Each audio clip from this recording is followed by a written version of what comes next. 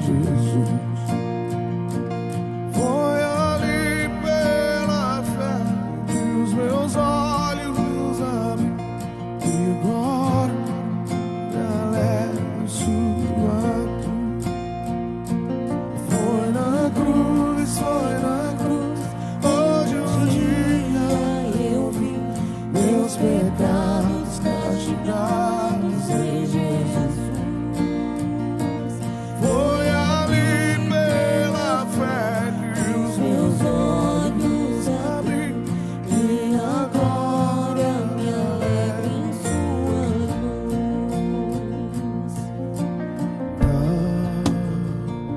O mais que a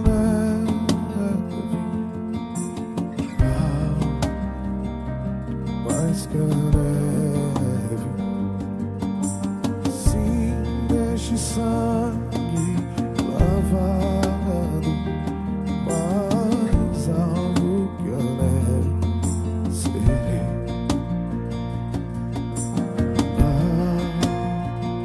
mais que a neve, mais que a neve. Havia morrido e deixado dívidas. Veja a situação.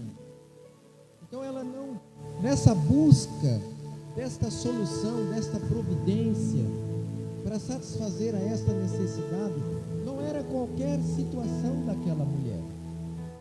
Era uma situação preocupante. O credor, ele veio buscar seus filhos para pagar a dívida. Então a mulher, ela mostrou isto, ao homem de Deus. Essa era a preocupação dela. Por quê? Os filhos, eles eram considerados como bens transmissíveis. Quando a pessoa não podia, então o credor tinha todo o direito de tomar os filhos. E naturalmente ela não queria ficar sem os filhos. Vamos colocar na condição dela. Quem de nós, por ter uma dívida, se fosse isso legal e assim estabelecido, gostaríamos de deixar o nosso filho como forma de pagamento, mesmo que fosse isso cultural, mesmo que fosse isso legal para os dias, nós não gostaríamos. Assim como ela se apresenta nesse momento, conversando com Eliseu, falando dessa sua preocupação. E aí nós temos algumas lições nesse texto que seria muito importante nós destacarmos. A primeira lição que nós vemos é no verso 1. Certa mulher, das mulheres dos discípulos dos profetas, é mais na parte B, clamou a Eliseu dizendo: meu marido, teu servo, morreu. Veja a parte B do versículo. E tu sabes que ele temia ao Senhor. É essa parte que eu quero destacar, irmãos. Vidas consagradas ao Senhor. Nós aprendemos, é uma lição que nós tiramos do texto. Deus poderia nos abençoar, embora andamos distante dele, se por misericórdia ele quisesse, ele abençoaria.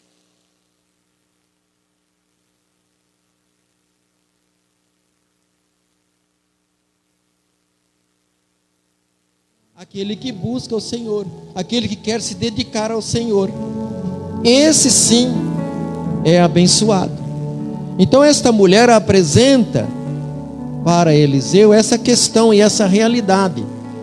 O meu marido morreu e tu sabes que ele temia ao Senhor. Então essa parte é dedicada-nos, ela é destacada. Essa bênção foi buscada em quem realmente poderia atender. Hoje as pessoas procuram a solução dos seus problemas em muitos outros lugares e outras formas, quando só Deus é que pode solucionar. Como esta mulher buscou o homem de Deus, buscou aquele que representava a Deus, que falava em nome de Deus. Então todos deveriam buscar somente em Deus. E a segunda lição que nós vemos, irmãos, está no verso 2. Devemos inicialmente buscar as bênçãos com o que nós temos. Não tem pessoas que ficam paradas no tempo, né?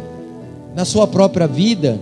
Quando nós conversamos com ela sobre o seu problema, ela diz: olha, eu tenho que ainda continuar esperando, porque o que me resta é muito pouco, eu estou sem motivação.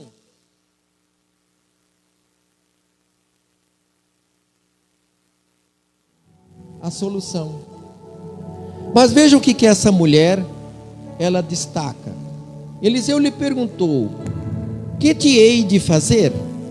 Dize-me, que é o que tens em casa? Ela respondeu: tua serva não tem nada em casa, senão uma botija de azeite.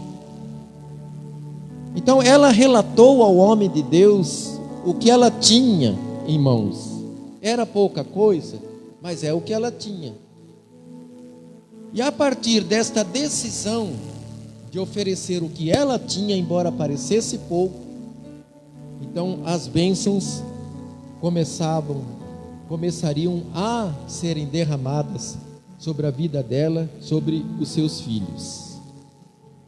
O verso 3, a terceira grande lição que nós vemos: se faz necessário ter um bom relacionamento com as pessoas, porque Deus pode querer usar as pessoas, e normalmente Ele usa como canal de bênção.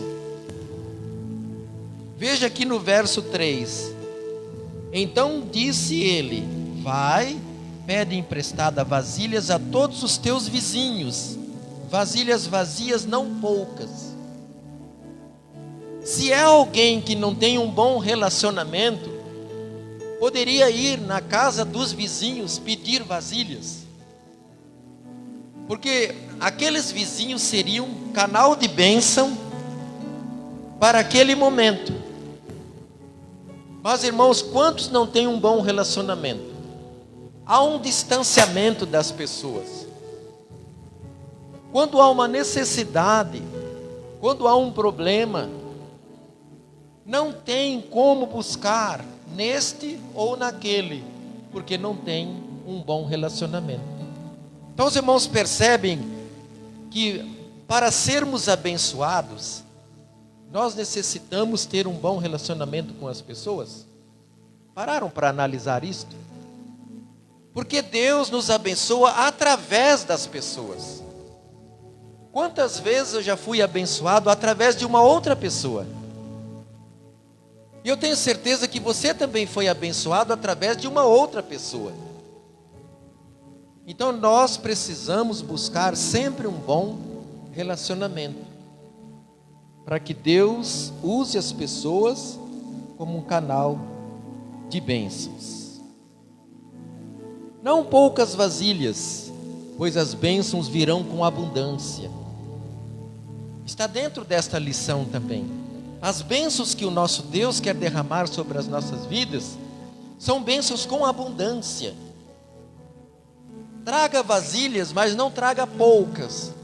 Traga muitas vasilhas.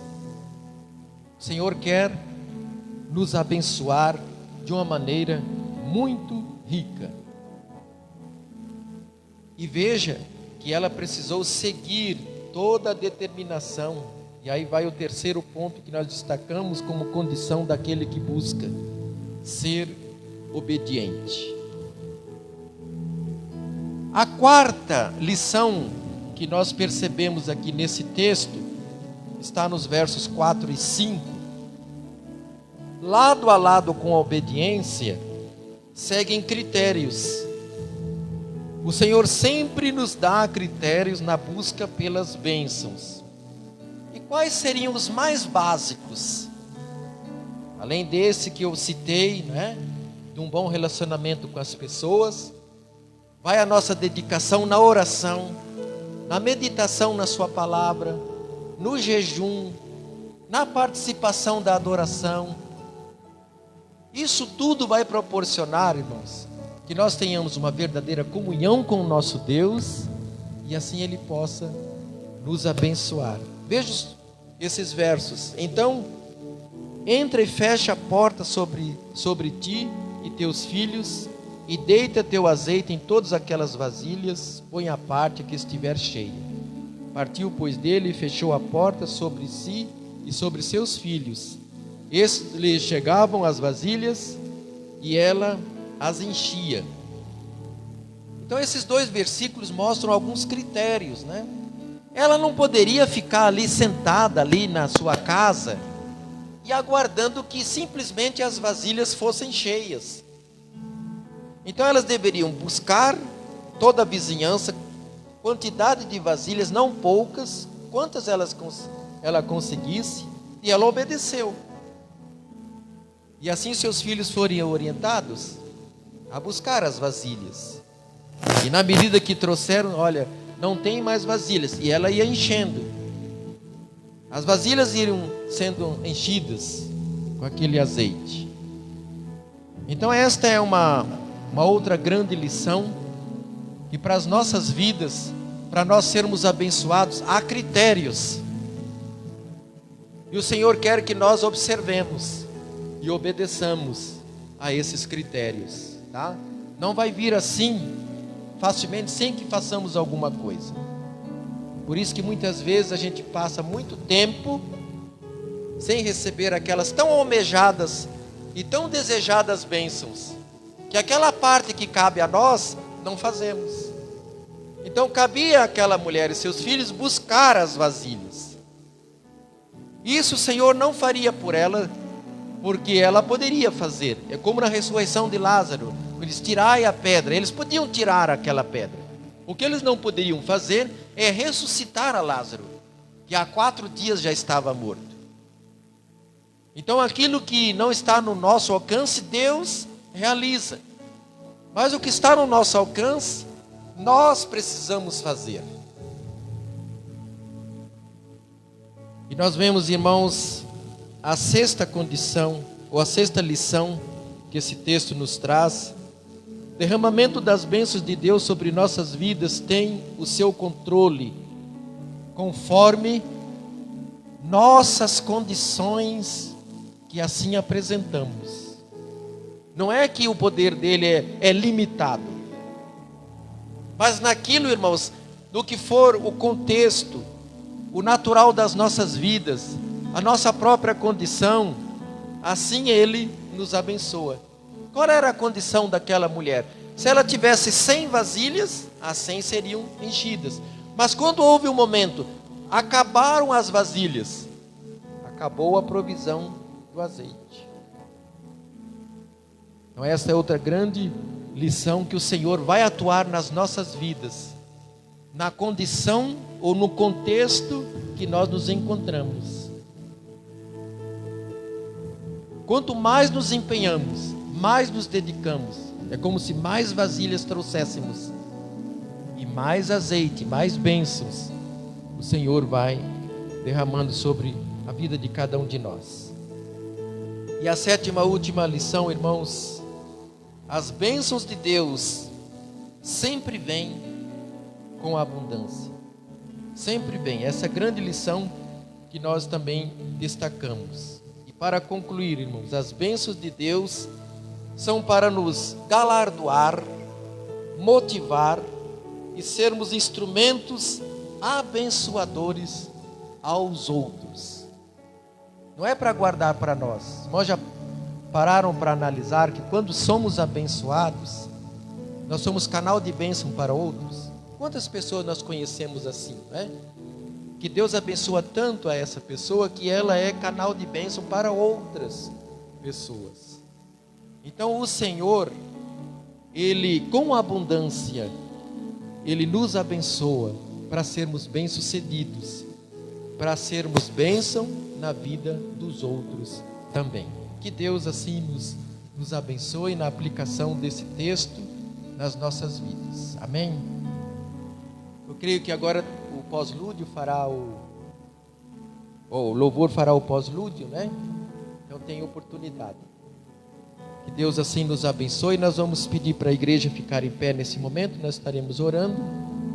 Depois deste louvor estaremos encerrando com orações silenciosas, tá?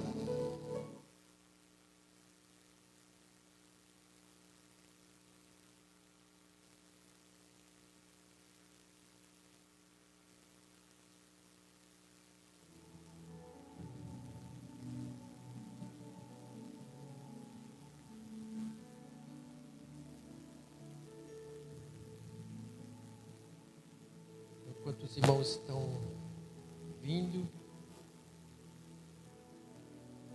fazer a oração final e depois o pós-lúdio, né? Santo e eterno Deus, nós queremos agradecer pelas bênçãos que tens derramado sobre as nossas vidas. Assim, ó Deus, como solucionasses o problema para esta mulher, quanto à dívida que sobrou para ela depois da morte do seu marido. Uma demonstração que o Senhor é riquíssimo em abençoar, em atender às nossas necessidades. Por isso, ó Deus, nós nos colocamos diante do Senhor, segundo a condição de cada um de nós, segundo a necessidade de cada um de nós, e tu possa, ó Deus, suprir a cada um.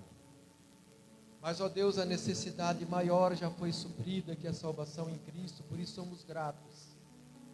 E pedimos, ó Deus, que no término deste culto, tu nos conduza em paz para os nossos lares. E abençoe, ó Deus, aqueles que estão enfermos, curando-os em nome de Jesus. Nos dê, ó Deus, uma semana vitoriosa na tua presença. Que, ó Deus, as programações que temos apresentado através de cada uma delas, o teu nome seja glorificado e exaltado.